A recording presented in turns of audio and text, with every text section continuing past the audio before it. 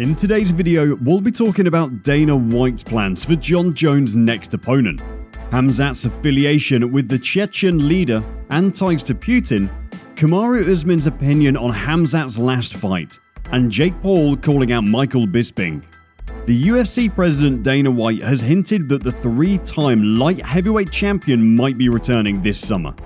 White told TMZ that Jones vs Stipe Miocic would make a lot of sense.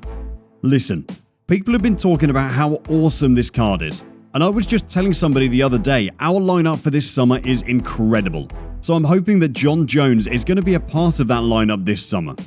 The last time Jones competed was at UFC 247 in February 2020, where he earned a controversial decision win over Dominic Reis. He later had to vacate the title because of a contract dispute with the UFC, and also decided to change to the heavyweight division. The 34-year-old has had multiple legal issues since his last fight, and this has kept him out of action. In April, Jones replied to a tweet that asked if he'd been offered a fight yet. He said, "My plan is to be in peak condition come June-July." This is totally in line with White's timetable. Khamzat Chimaev is believed to be associated with Ramzan Kadyrov, the leader of the Russian Republic of Chechnya. Kadyrov, who is loyal to Putin, is currently facing US sanctions and is accused of brutal abuses. Chimaev updated his Instagram story with a picture that showed him chatting to Kadyrov by video. This post was made a few hours before his bout on Saturday. Kadyrov, who is an ally of President Vladimir Putin of Russia, has been in the past gifted Chimaev with lots of luxurious gifts, such as a Mercedes-Benz. A sanction was issued in 2017 by the US Treasury to block US citizens and people present in the United States from carrying out any form of business with Kadyrov. Kadyrov's gym, Akhmat MMA, is one of Kadyrov's businesses that's connected with the UFC and other combat sport organizations. Kadyrov is a major supporter of the Russian forces fighting Ukraine. Prior to the war, he was accused of kidnapping, torturing, and killing of LGBTQ people in Chechnya. In a statement to the New York Times, the UFC said it had no contractual relationship or any commercial dealings with Ramzan Kadyrov or any of his family, associates, or affiliated companies that have been designated by the US Department of the Treasury's Office of Foreign Asset Control. Khamzat's manager, Abdelaziz, is yet to respond to message asking for comment. At the UFC 273, Chimaev defeated Gilbert Burns via a unanimous decision. However, the #1 welterweight Usman wasn't too pleased with the fight. Usman told TMZ, "It was a very, very good fight. I think both guys came prepared the best that they could, and the fight showed that. I think a lot of people were disrespecting Gilbert Burns, because you get a kid like this that comes in and has all this hype, and everyone talking about him. It's just great. It's great for the sport, it's great for guys like myself." But the hype was very disrespectful to a guy like Gilbert Burns, who's put in the years, who's put in the time, has fought all these guys to get up here to the top of this division, and now you're just kind of dismissing him. And to be honest with you, I think just minor tweaks from Gilbert Burns, I think that fight was definitely very, very winnable, and I think he knows that now. Gilbert is the only fighter that's faced Usman and Chimaev. After the UFC 273, he noted that he believes Usman will win if the two ever met. This was Usman's reply. I mean, he said that, Usman said. "Let's just be honest, styles make fights, and I've always said, what sets me apart is my brain, my intelligence. That's what sets me apart from a lot of guys.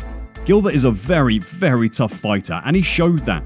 He still has a lot left. He's not done. He's still at the top of this division. And Khamzat coming in, he's definitely showed that he's done a great job. Props to the kid. He's done a great job with what he's presented and the opposition. I could take nothing away from him. I think if I had a word of advice for him, it's just to not get caught up in the hype, because it kind of seemed like that was starting to happen." Belal Mohammad, who had earlier fought with Vincente in 2016, had a rematch with Vicente Luque at the UFC Vegas 51. This time around, Mohammad earned a win over Vincente. Mohammad explains how the first fight affected him leading up to the rematch. "I always wanted that one fight back. I was lying the whole time. I don't care about this. It was at the back of my head every single time. I literally had a picture of it in my phone. I see it every single day of the knockout. I want to get reminded of it, to know that I don't want that feeling ever again. I told myself I'm not going to feel that. I even get emotional just thinking about it because I'm like, I work too hard for this.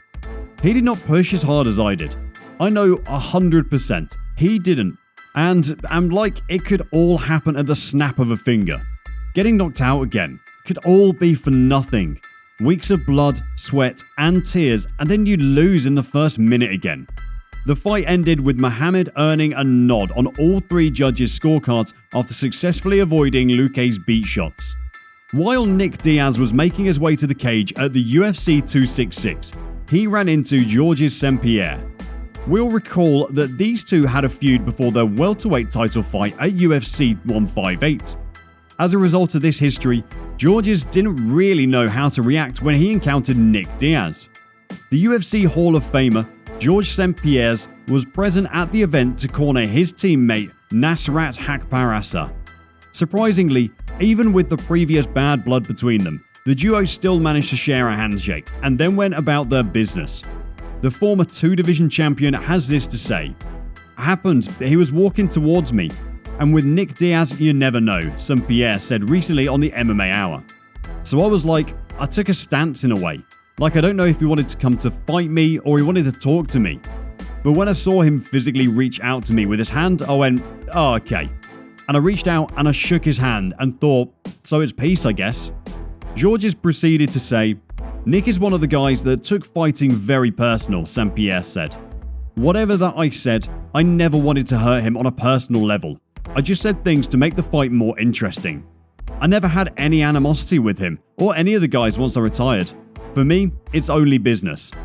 It is also worth of note that the UFC 158 was a huge plus to both of them, with over 950,000 pay-per-view buys. The YouTuber turned boxer slammed at Michael Bisping, who just recently joined his list of likely future opponents. He tweeted a video and wrote, "Dear Bisping, I challenge you to stop hosting your struggling podcast and get licensed to fight and box me. Let's see if that UFC belt and all the respect you have can help you beat me in the boxing match."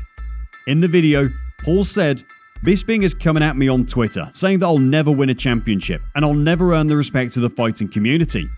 He may be right. Now you can't pay your rent or mortgage with a championship belt. So quite frankly, I don't give an F. You know, earlier after he tweeted me, I was sobbing. I started to wipe my tears away with the $50 million I made last year fighting. In my last fight, by the time round 3 was over, I made more money than he did in his whole entire career." Jake took it even further by mentioning Michael Bisping's eye and his license to fight. So I get why he's mad at the new kid on the block. When he looks at his bank account, as you may not notice, but he only sees half of it. So he really thinks he made half of that amount, since he only has one eye. But eye jokes are not funny. I truly don't think it's funny. I think it's mean. I'm sorry. Former UFC middleweight champion Michael Bisping suffered a retinal detachment in his right eye owing to a head kick from Victor Belfort. Should the one-eyed Bisping return to the octagon and prove a point to Jake Paul? Hope you enjoyed today's episode. Don't forget to subscribe to this channel and also turn on your notifications. We'll be reading out our top comments in the near future. Make sure to watch our other videos to find out all the latest news in MMA.